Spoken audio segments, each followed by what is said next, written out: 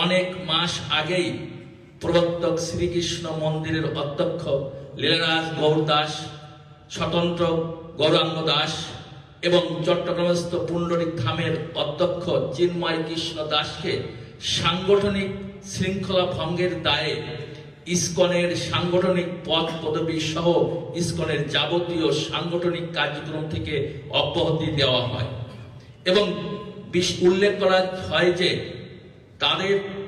দ্বারা সংগঠিত কার্যক্রম ইসকনের কার্যক্রম নয়। গত ৩রা অক্টোবর ২০২৪ ইংরাজি তারিখে অফিসিয়াল বিবৃতির মাধ্যমে জানানো হয় যে চিন্ময় কৃষ্ণ দাস, চন্দন কুমার ধর ইসকন বাংলাদেশের মুখপাত্র নন, তাই তার বক্তব্য সম্পূর্ণ তার ব্যক্তিগত। অতএব লীলারাজ গৌর দাস, স্বতন্ত্র গৌর দাস